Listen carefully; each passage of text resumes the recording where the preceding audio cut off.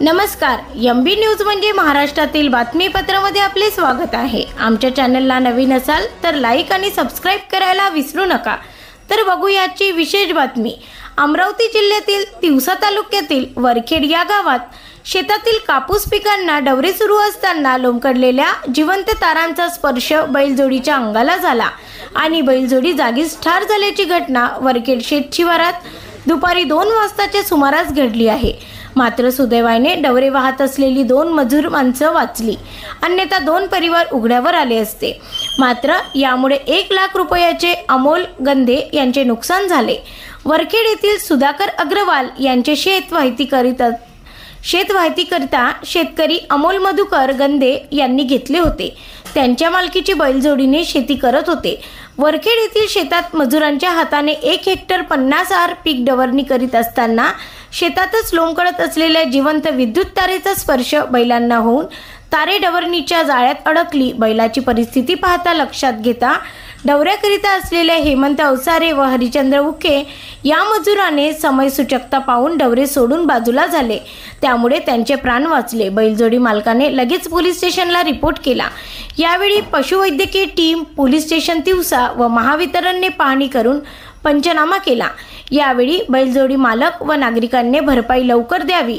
Bureau report, MB news महाराष्ट्रातील बातमीपत्राचे तिवसा येथून आमचे प्रतिनिधी सुनील घोरमाडे। काय म्हटलं?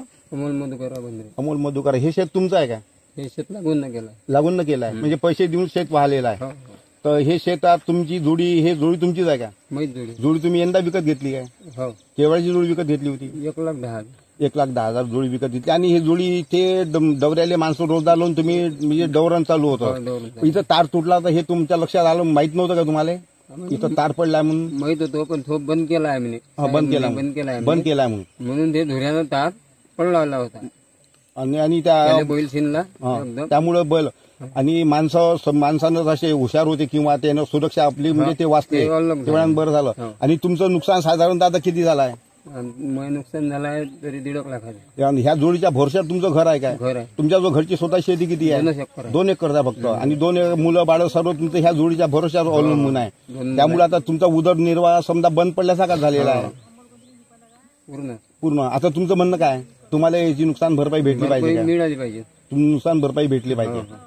मी इथं डवऱ्याले होतो, आम्ही सोळंके साहेबाला फोन लावला, लाईन बंद आहे का चालू आहे?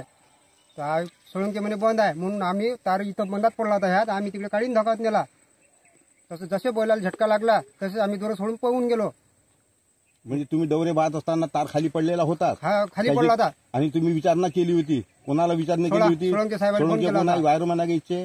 हो, वायरमन आहे। ते काय म्हणत होते? ते म्हणे बंद आहे म्हणे, बंद आहे म्हणे। मग तुम्ही बेधडक इथे तुमचे डवरे चालू होते, तरी तुम्ही तार लोटलेला होता, तो तरी एक कोपऱ्यात बैलाचा ताराला टच झाला, थोडासा टच झाला फक्त। बैल ताराला लटकल्यावर तुम्ही काय केलं? मग आम्ही डवरे सोडून दिले, आम्ही पळालो। तुम्ही पळाले, ठीक आहे। मग पुढे काय केलं? मग तुम्ही पुढे काय केलं? मग ती डीपी बंद करायला गेलो, नदीतून त्या दुसऱ्या डीपीवर गेलो, बंद केली म्हणे लाईन आता।